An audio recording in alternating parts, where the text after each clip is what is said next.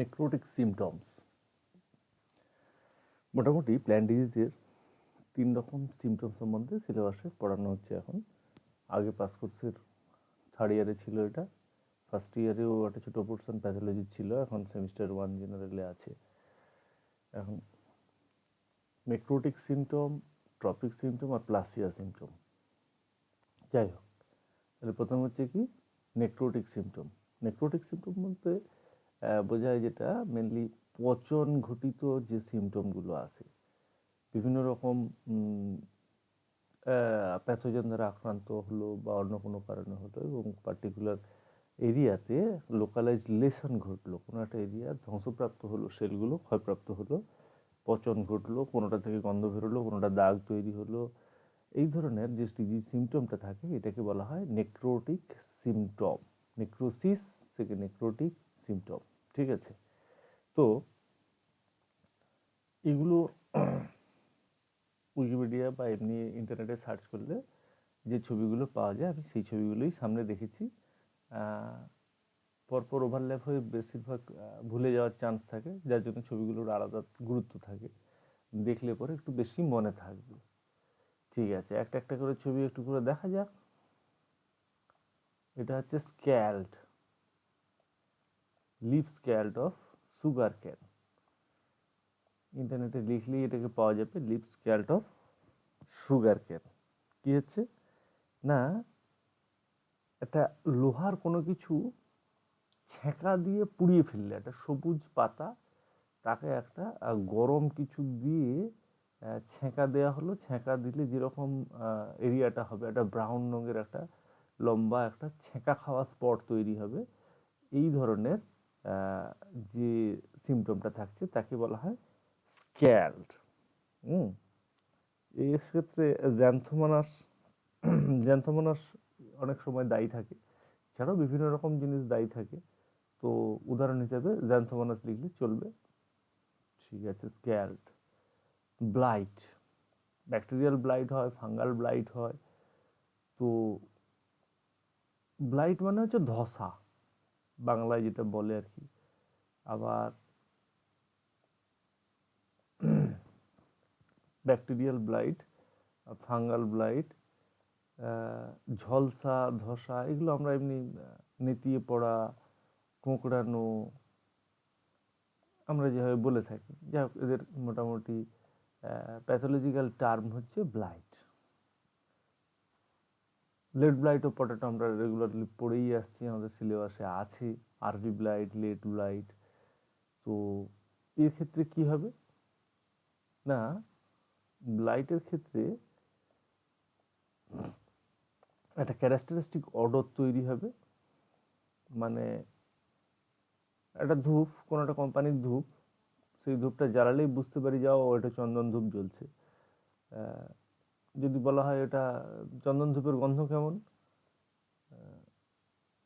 চন্দন ধূপের গন্ধ চন্দনের মতো বা কিছু একটা, এরকমই উত্তর হবে। মানে এই যে ব্যাপারটা, এটা ঠিক এক্সপ্লেন ওইটার মতোই গন্ধ।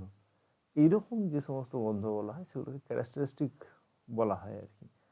এই আঁশের গন্ধটা কেমন, আঁশটে গন্ধটা কেমন, এ কি মুশকিল কথা, আঁশের গন্ধ তো মাছের যেরকম আঁশটে গন্ধ হয় তাই হবে। এইটা হচ্ছে ক্যারেক্টারিস্টিক একটা অর্ডার, একটা গন্ধ। সে ব্যাড হতে পারে, গুড হতে পারে, অন্যরকম হতে পারে, এটা পার্টিকুলার সেন্স, সেটার গন্ধ।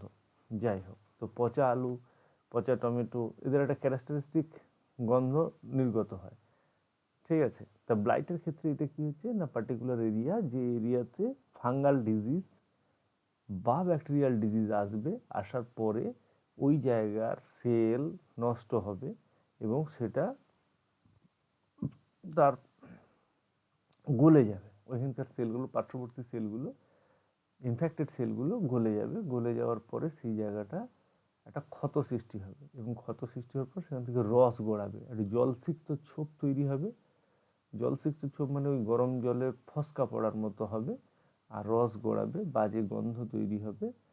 এই ধরনের যে ডিজিজ সিমটমটা, সেটা পাতায় হতে পারে, কন্দতে হতে পারে, টিউবারে হতে পারে, স্টেমে হতে পারে, ফলে হতে পারে, এইটাকে বলা হয় ব্লাইট।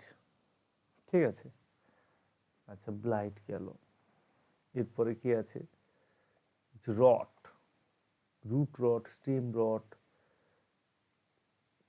সফট রট, ড্রাই রট, ওয়েট রট। রটন মানে সেও পচা। এখন কথা হচ্ছে এর দু তিন রকম হয়, যেখানে হচ্ছে সেটা ধরে একটা রট হয়, স্টেম রট হলো, রুট রট হলো, লিফ রট হলো, টিউবার রট হলো। তার মানে পারফেক্টলি এই যে এরিয়াটা নষ্ট হচ্ছে সেটার নামকরণ করে রোগের নামকরণ করা আছে। আবার রটটা কি ধরনের রট? খুব দ্রুত রট হয়ে যাচ্ছে, না শুষ্ক রট হচ্ছে, না রসগোলা রট হচ্ছে, সেটার উপর ডিপেন্ড করে সফট রট, ড্রাই রট, ওয়েট রট এইভাবে ভাগ করা হয়েছে। ঠিক আছে, অ্যাকচুয়ালি পারফেক্টলি একটা আধটা প্যাথোজেনের জন্য দায়ী সেরকম নয়। বিভিন্ন রটের ক্ষেত্রে বিভিন্ন রকম প্যাথোজেন দায়ী। তো উদাহরণ হিসাবে দু একটা লিখতে হবে। তো উদাহরণ হিসাবে ফিউজেরিয়াম, অক্সিসপোরিয়াম অনেক সময় করে, রুইনা করে হলো রট। নেক্সট হচ্ছে ক্যাঙ্কার। ক্যাঙ্কার অ্যাকচুয়ালি কিন্তু ভাইরাল ডিজিজ, সাইট্রাস ক্যাঙ্কার। অনেক সময় ভাইরাসের জন্য হয়, অনেক সময় ব্যাকটেরিয়ার জন্যও হয়। এই যে লেবুর গায়ে যে গোল গোল ছোপ ছোপ, এই যে ছোট ছোট ছোট ছোট স্পট, ভালো করে দেখলে গোল গোল ছোপ দিয়ে ভর্তি থাকে। একটা লেন্স দিয়ে যদি দেখা যায় তবে এটা একটা উত্তল টাইপের একটা পেয়ালাকৃতি গর্ত হয়, একটা ফসকা পড়া, একটা ঘা পাঁচড়া হওয়ার মতো একটা দাগ, এবং সেটা ভালো করে লক্ষ্য করলে দেখা যাবে বর্ডার উঁচু, মাঝখানে গভীর। এই ধরনের যে একটা এটা কিন্তু শুধু আউটার সারফেসে হচ্ছে, লেবুর ভিতর পর্যন্ত যায় না, আউটার সারফেসে হয়ে লেবুর দামটা কমে যায়। যাই হোক, এই এই যে ওয়েল গ্ল্যান্ডের বাইরের দিকে এখানে যে ইনফেকশনটা আসে, সাইট্রাস ক্যাঙ্কার। এবং স্ক্যাব হলো, স্ক্যাবও এক ধরনের দাগ টাইপের, ক্যাঙ্কার এক ধরনের দাগ, ক্ষত একটা বাইরের রিলেশন তৈরি করছে। স্ক্যাল্ড, আগুন ছাঁকা দেওয়ার মতো দাগ, লম্বা লম্বা আগুন ছাঁকা দেওয়ার মতো। তারপর ধরো আর একটা কি বললাম, ব্লাইট। ব্লাইট মানে হচ্ছে পচবে, আলাদা আলাদা গন্ধ হবে, অন্যরকম হবে। ড্যাম্পিং অফ, আর একটা হচ্ছে ড্যাম্পিং অফ। ড্যাম্পিং অফ হচ্ছে চারা গাছগুলো বসালাম, বেশি জল দিয়ে ফেললাম না কি হলো, গোড়াগুলো কেমন আলগা হয়ে গিয়ে পচে গেল, দিয়ে গাছটা মরে গেল, চারাগুলো দাঁড় করাতেই পারলাম না। এটা আমরা ভাবি। এর পিছনে যদি ডিজিজের হিসেব নেওয়া যায় তাহলে আসলে কিন্তু এটা একটা ডিজিজ দ্বারা আক্রান্ত, একটা ফাঙ্গাল ডিজিজে আক্রান্ত হয়। এই যে চারাগুলো সব গোড়া পচে যাচ্ছে, দিয়ে নষ্ট হয়ে যাচ্ছে, আর না বুঝে বলতে শুরু করবে যে জল বেশি দিয়ে দেওয়া হচ্ছে। হ্যাঁ, জল বেশি তো পড়েছে বটে, জল পড়েছে বলেই ফাঙ্গাসটা এসছে, কিন্তু শুধু জলের জন্য হয়নি। এর জন্য স্পেশালাইজড ফাঙ্গাস আছে, তারা এসে এটাকে নষ্ট করেছে।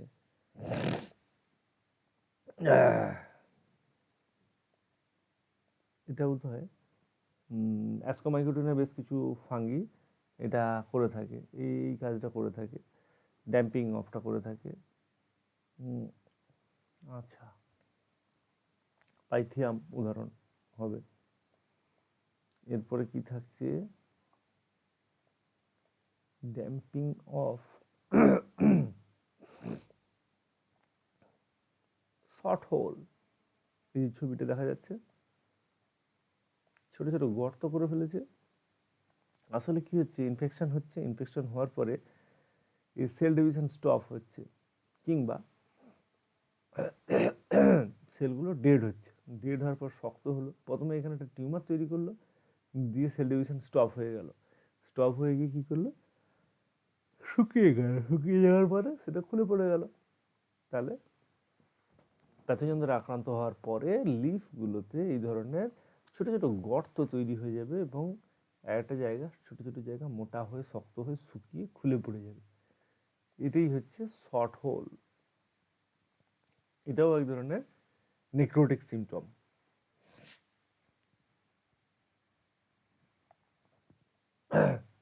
ডাইব্যাক আরেকটা শর্ট হোল ডিজিজের বেশ কিছু ছবি নিচে দেওয়া আছে, ইন্টারনেটে সার্চ করলে ওগুলো হু করে পাওয়া যায়, আমি তাই থেকেই দিয়েছি, অন্য কিছু না।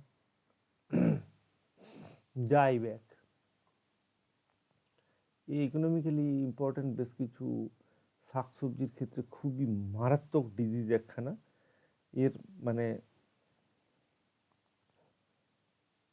অ্যাসারভুলাস তৈরি করে যে সমস্ত ফাঙ্গি, বাইরের দিকে একটা ঝড়ার মতো তৈরি করে আর রেণু উৎপাদন করে, মানে কি বলে করন্ডিয়া উৎপন্ন করে এবং ছড়িয়ে পড়ে দ্রুত দিয়ে, এই সেই ধরনের ফাঙ্গিগুলো যেমন কোলিওট্রিকাম, এরা যারা আছে, কোলিওমাইসিটিস যারা আছে, এরা এই ধরনের আক্রমণটা করে। এতে কি হয়, অতি দ্রুত গাছ নেতিয়ে পড়ে শুকিয়ে যায় এবং জ্বলে যাওয়ার মতো, মানে একদম দেশলাই মারলে জ্বলে যাবে এইরকম সিচুয়েশনে চলে যাবে। যে অন্যান্যগুলো কি গ্রিনিশ আছে, ছোট ছোট পার্ট আছে, এই গোটা এক একটা পাতা ধরবে আর একদম শুকিয়ে পুরো জ্বলে যাওয়ার মতো সিচুয়েশনে আসবে। সেটা হচ্ছে ডাইব্যাক। ঠিক আছে, মানে যেন মনে হবে রুটটাই কেটে দেওয়া হয়েছে আর জলই টানতে পারছে না। ডাইব্যাক হলো। ডাইব্যাকের পরে হচ্ছে কি উইল্ট। উইল্ট অফ কটন এমনিতে পড়ানোই হয়। এই উইল্ট ফিউজেরিয়ামের জন্যও হয়। উইল্ট মানে হচ্ছে কি কোঁকড়ানো, কার্ল মানেও কোঁকড়ানো। এই এটা একটু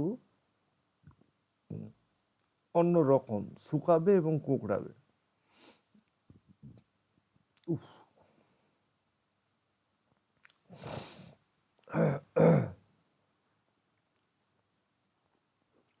কি হচ্ছে? হ্যাঁ, এক্ষেত্রে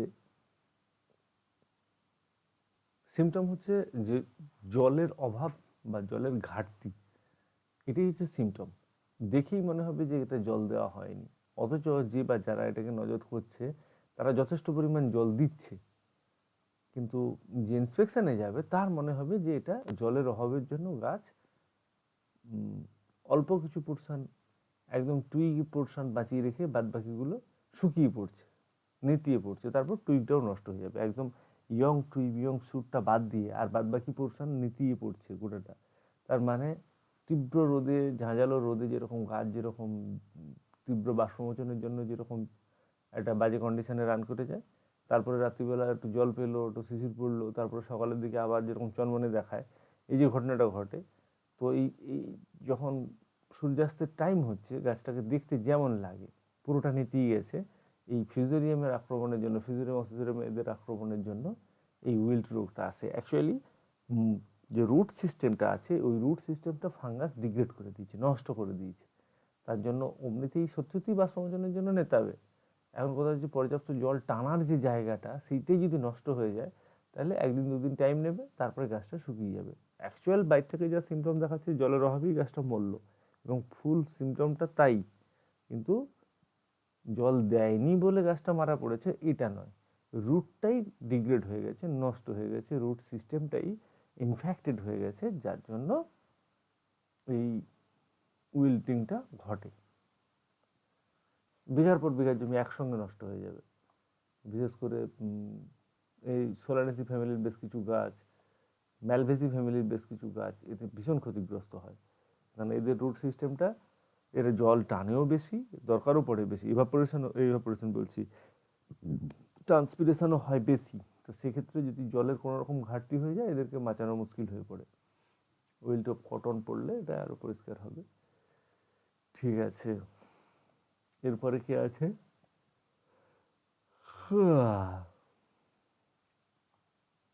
কোলিওট্রিকাম, এও কোলিওট্রিকামের ইনফেক্টের জন্য হচ্ছে। অসুখটার নাম কি? অ্যানথ্রাকনোজ। আম গাছে এটা প্রচুর পরিমাণে হয়, কালো কালো ছাই অ্যাসের মতো পাতার উপরে ভরে যায়, পাতায় এরকম গুঁড়ি গুঁড়ি ছোপ পড়ে। শুরুতে মনে হয় যে খুব, এটা শহরাঞ্চলের ডিজিজ, প্রচুর পরিমাণে দূষণের জন্য। শুধু এটা না, অ্যানথ্রাকনোজ হচ্ছে এতেও হয়, ওটার নাম কি, কাজু বাদাম, কাজু বাদামও হয়। একদম দাম পাওয়া যায় না, নষ্ট হয়ে যায়। কাজু বাদামের যে উপরে যে নরম থলিটার পরে যে শক্ত বাদামটা যেটা থাকে, সেটা পুরো কালচে হয়ে জঘন্য হয়ে যায়, যেটা বিক্রির সিচুয়েশনে থাকে না, মার্কেট প্রচুর, মানে মার্কেটে প্রচুর লস হয় লোকের যদি এই ধরনের ফাঙ্গাসটা আসে। অ্যানথ্রাকনোজ, অ্যানথ্রাকনোজ ও ম্যাঙ্গো, লোকে প্রথমের দিকে এটাকে সিরিয়াসলি নেয় না, পরবর্তীকালে মুকুল হওয়া, মানে মুকুল নয় বকুল বলবো এটাকে, বকুল হওয়া এই টাইমটাতে যখন আসে, ইয়ং পাতাগুলো ছোট ছোট ছোট পাতা আর বকুল সবে ইনফেকশন এসে যায় এবং গাছে ফলন একেবারেই থাকে না প্রায় বললে চলে। ঠিক আছে, আচ্ছা, এটাকে কী হয়, ঢেঁড়ি, ঢেঁড়ি রোগ। সাঁতরা পাবলিকেশনের বইতে মানে ওই প্রারম্ভিক উদ্ভিদবিদ্যাতে দেখলে পাওয়া যাবে, এটাকে বলা হয় ঢেঁড়ি, ঢেঁড়ি রোগ। ঠিক আছে, তাহলে মোটামুটি রকমভাবে আমরা নেক্রোটিক সিমটমের বেশ কিছু নেক্রোসিসের নেক্রোটিক সিমটমের ডিজিজের ছবি মনে রাখলাম, উদাহরণ মনে রাখলাম। আচ্ছা, তাহলে নেক্রোটিক সিমটমের কেসটা কী হলো, প্যাথোজেন দ্বারা আক্রান্ত হয়ে লোকাল এরিয়া, মানে পার্টিকুলার কোনো এরিয়া কী হবে, ক্ষতিগ্রস্ত হবে, পচন ঘটবে, এবং সেই পচনের জন্য যে সিমটম, বিভিন্ন ধরনের পচন ঘটবে এবং তার যে সিমটম অ্যাপিয়ার হচ্ছে সেগুলো সবই নেক্রোটিক সিমটমের মধ্যে পড়বে। এতে সেল ডিভিশন, সেল গ্রোথ এর কিন্তু কনসিডারেশন নয়। কনসিডারেশনের জায়গা হচ্ছে কি না, টিস্যু ডিগ্রেড হবে, কোনো জায়গার টিস্যু ক্ষতিগ্রস্ত হবে, ক্ষতিগ্রস্ত হয়ে যে সিমটমটা অ্যাপিয়ার করবে, নেক্রোটিক সিমটম। ক্লিয়ার হলো? আচ্ছা, নেক্সট আমরা যাচ্ছি ট্রফিক বা প্লাসিয়া সিমটমের ভিতরে যাচ্ছি। আচ্ছা, এখানেও বেশ কিছু রাখা আছে। অ্যাট্রফিক অর হাইপোপ্লাস্টিক সিমটম। এখন কোশ্চেন হচ্ছে অ্যাট্রফিক মানেই কিন্তু হাইপোপ্লাস্টিক সিস্টেম, এটা লোকে ধরে নেবে। অ্যাকচুয়ালি অনার্সের বইগুলোতে অনেক ক্লিয়ার আলাদা আলাদা করে দেওয়া আছে, কিন্তু তাহলেও সেটাও ঠিক নয়, কারণ গ্রোথ স্টান্টিং ট্রফিক আগে বলে নিই, ওটা হাইপোপ্লাসিয়া। প্লাসিয়া কথাটা যখন থাকবে রিলেটেড টু সেল ডিভিশন, কোনো প্লাসিয়া ল্যাঙ্গুয়েজটা জোড়া আছে, তার মানে ভাবতে হবে যে সেল ডিভিশনের সাথে এই কথাটা জড়িত। আর ট্রফিক কথাটা জোড়া আছে, তার মানে বুঝতে হবে কোনো সেলের ডেভেলপমেন্টের সাথে জড়িত, রেদার দেন ডিভিশন। তার মানে ডিভিশন তো একটু কিছুটা রিলেটেড, কিন্তু আসল হচ্ছে সেই সেলটা খেয়ে পরে মোটা হয়েছে কত, বড় হয়েছে কত, এনলার্জ হয়েছে কত, সাইজ ঠিকঠাক এসছে কত, সেটার উপর ডিপেন্ড করেছে ট্রফিক সিস্টেম।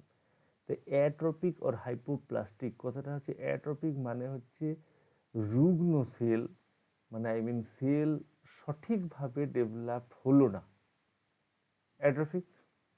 আবার due to low cell division, যে জায়গাতে যতটা সেল ডিভাইড হওয়ার কথা ছিল ততটা না হওয়ার জন্য সেটা হচ্ছে হাইপোপ্লাস্টিক।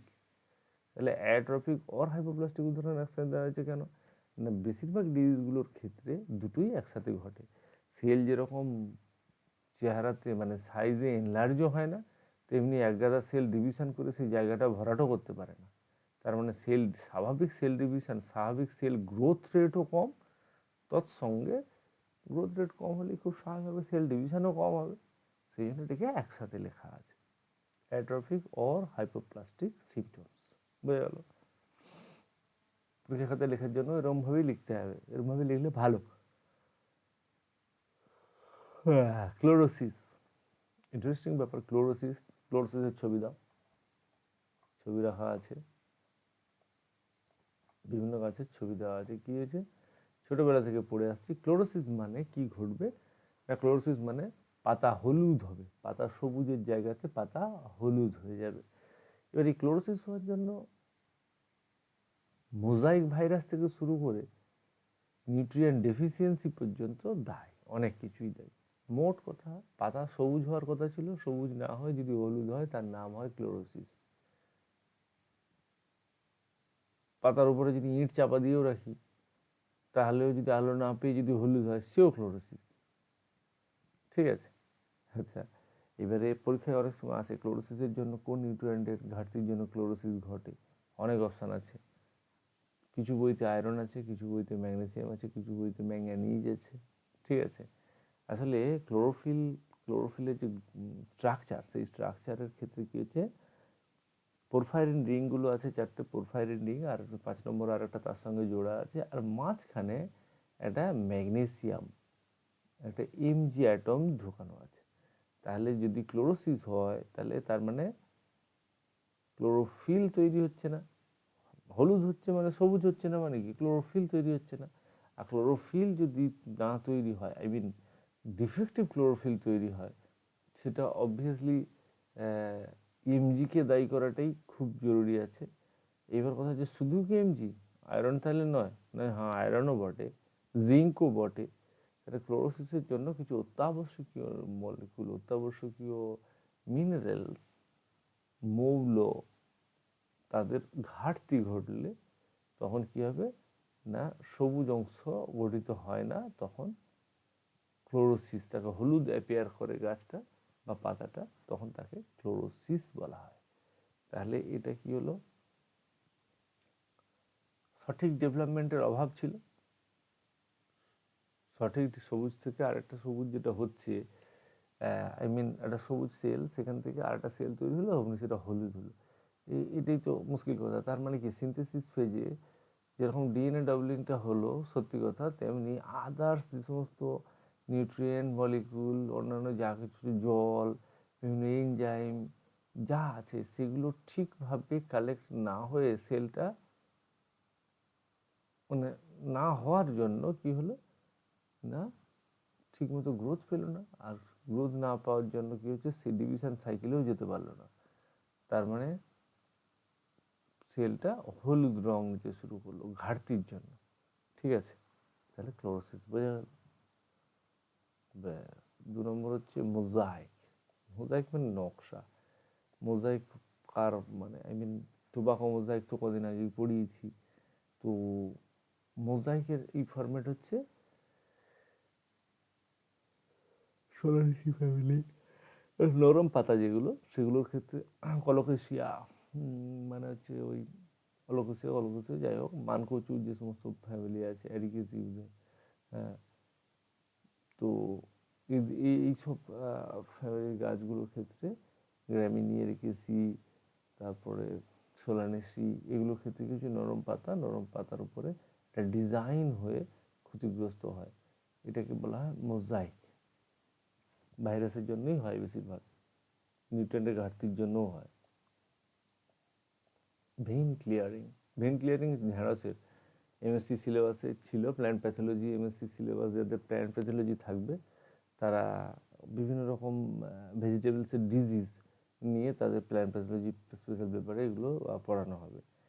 ঢেঁড়সের ভেইন ক্লিয়ারিং এটা উদাহরণ হিসেবে থাকে, মানে উদাহরণ হিসেবে থাকে মানে এটা আইডিয়াল পড়ানোর জন্য থাকে। ভেইন ক্লিয়ারিং কথাটা মানে হচ্ছে পরিষ্কারভাবে ভেন দেখা যাবে, এবং ভেনের পার্শ্ববর্তী ভেন মানে শিরা উপশিরাগুলো যেগুলো জাইলেম ফ্লোয়েম থাকছে যেগুলো, সেইখানে কি হচ্ছে না, পার্শ্ববর্তী সবুজ সেলগুলো কোনো কারণে ডিস্ট্রয় হয়ে যাবে, কোনো কারণে ডিস্ট্রয় হয়ে যাবে, নিউট্রিয়েন্ট সাপ্লাই কম বা জল না দেওয়া বা অন্য কিছু যেভাবে হোক ডিস্ট্রয় হয়ে যাবে। ডিস্ট্রয় হয়ে গিয়ে কী হবে, জাল বেরিয়ে পড়বে, অথবা যে ভেনটা আছে সেটা মানে রুগ্ন লোকের, একটা বুড়ো থুড়থুড়ে রুগ্ন লোক হয়ে গেলে গলার পাশে যে হাড়টা থাকে, কলার বোনটা থাকে, সেটা এক্সপোজ হয়ে যায়, সেটা দেখা যায়। তার মানে ওটা দেখেই বোঝা যায় যে কতটা রোগা। তো সিরমই ভেন ক্লিয়ারিংয়ের ফর্মেটই তাই হয়। কী হবে না, পার্শ্ববর্তী সবুজ সেলগুলোকে অন্য কোনো পোকা বা অন্য কেউ এসে খেয়ে ফেলবে, খেয়ে ফেললে কেউ শুধু শিরাটা পড়ে থাকবে। আবার আদারওয়াইজ আর একটা কী হচ্ছে না, আদার হচ্ছে না, শিরাটা ওপেন হয়ে যাচ্ছে due to slow or low cell division. Cell এনলার্জমেন্টও সেরকম হচ্ছে না, সেরকম সেল ডিভিশনটাও খুব কম রেটে হওয়ার জন্য কী হচ্ছে না, ভেন ক্লিয়ারভাবে এক্সপোজ হচ্ছে বাইরের দিকে, ভেন ক্লিয়ারিং।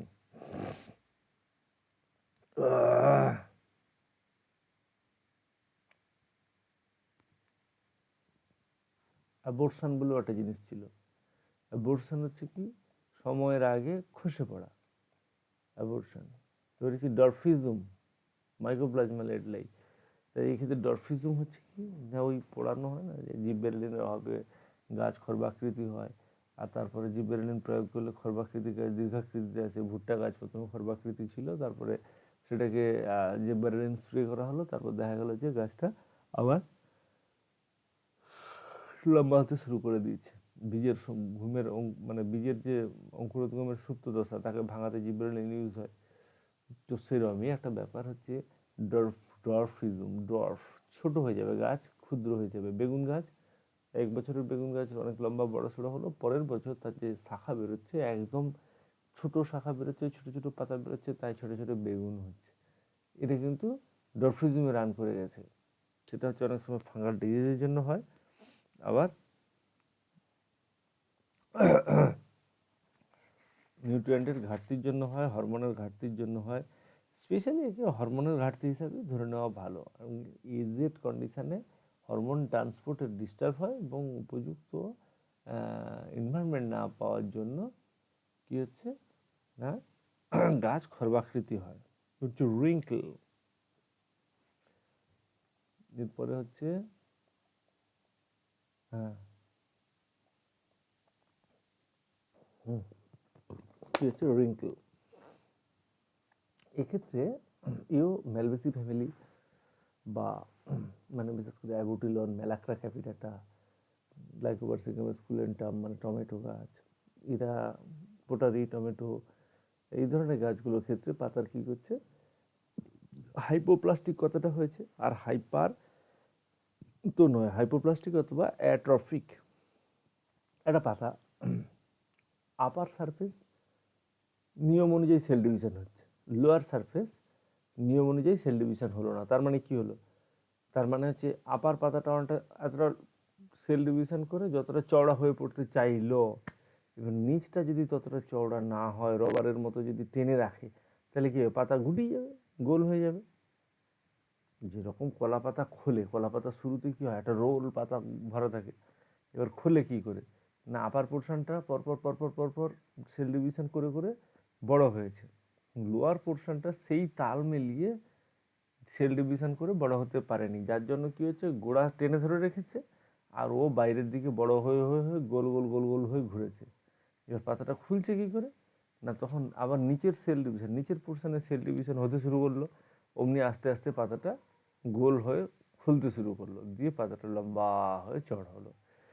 এই যে জিনিসটা উইঙ্কেল হলো, এটা তো ন্যাচারাল ফেনোমেনন, এটা স্বাভাবিক নিয়ম, এই ফরম্যাটে তাদের হয়। কিন্তু এক্ষেত্রে কি হচ্ছে না,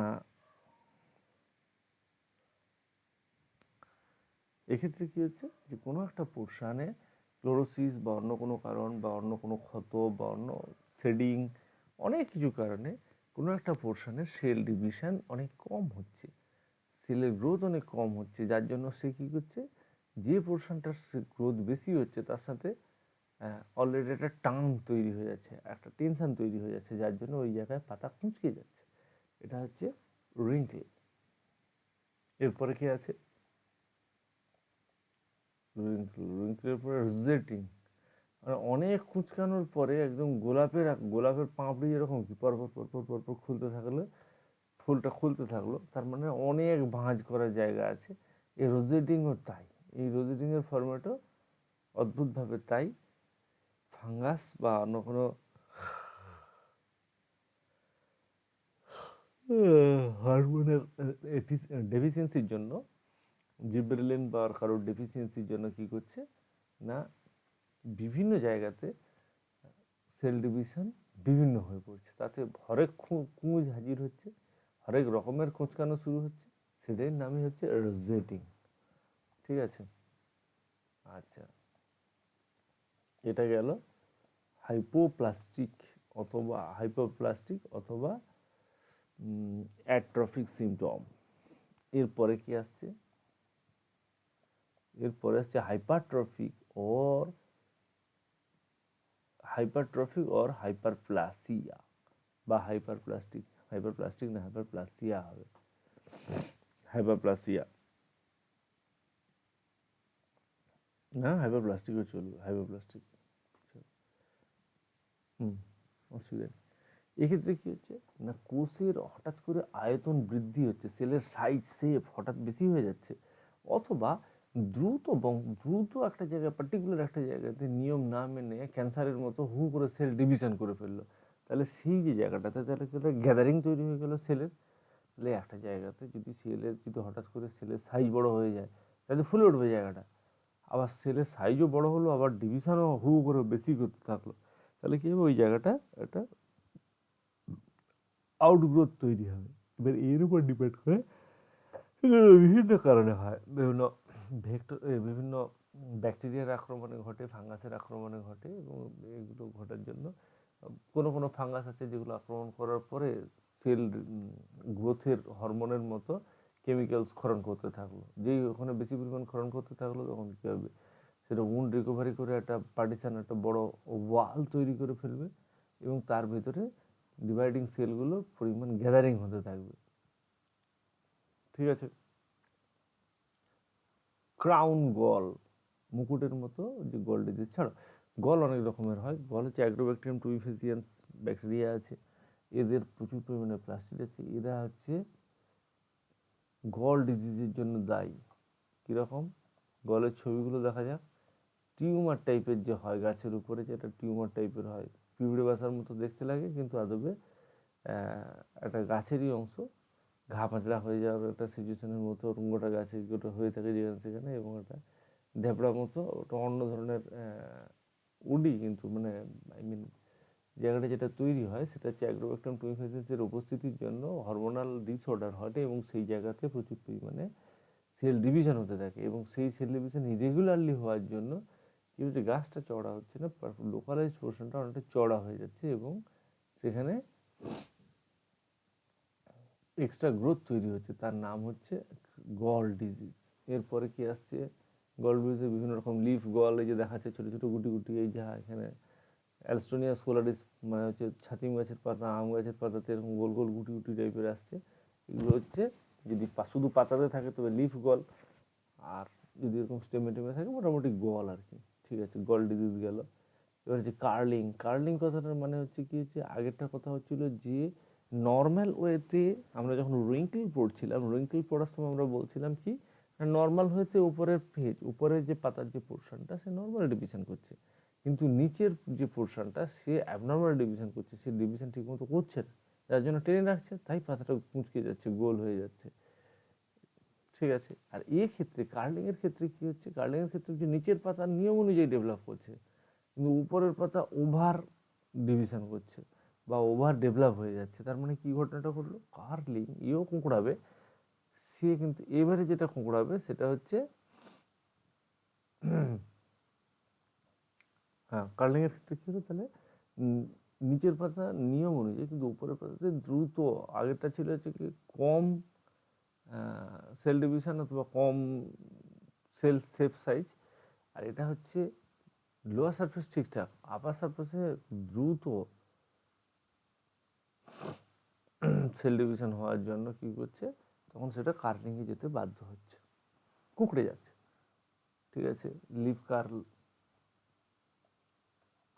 কার্লিংয়ের ছবি কয়েকটা দেখানো হলো না নাকি? আচ্ছা, হ্যাঁ,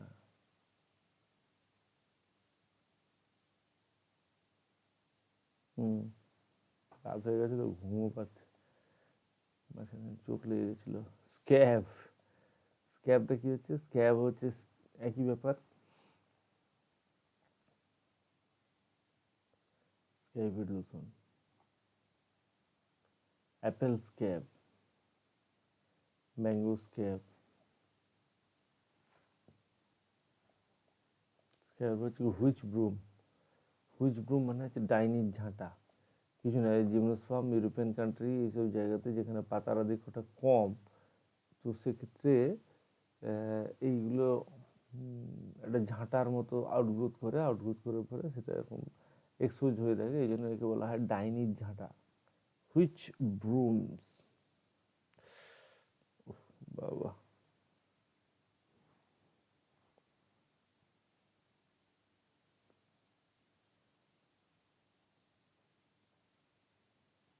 হুইচ ব্রুম হয়েছে। ব্লিস্টার, ব্লিস্টার হচ্ছে এক ধরনের ছোট ছোট গুটির মতো পাতা বা অন্য কোনো জায়গাতে একটা আউটগ্রোথ বা একটা শক্ত হয়ে ওঠা অন্য ধরনের মেটেরিয়াল ডিপোজিশন হয়ে যাওয়া, অথবা বিভিন্ন ফাঙ্গাস বা ব্যাকটেরিয়ার উপস্থিতির জন্য কিছু সেলকে এইভাবে ক্ষতিগ্রস্ত হয়ে একটা টিউমারের মতো তৈরি হয়, একেই বলা হয় ব্লিস্টার। ঠিক আছে, ব্লিস্টার বোঝা গেল।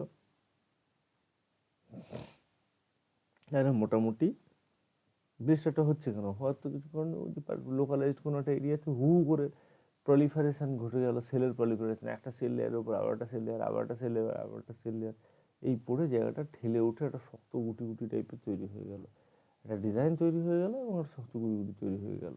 তাহলে ওইটার নাম হচ্ছে ব্লিস্টার। ঠিক আছে, আচ্ছা, বোঝা গেল। আজকের মতো এখানেই থাক, পরে যখন হবে। নেক্রোটিক সিমটম, অ্যাট্রোপিক ও হাইপারপ্লাসিয়া। আর এখন হচ্ছে আমি করছি হাইপারপ্লাসিয়া, ঠিক আছে। এখন হচ্ছে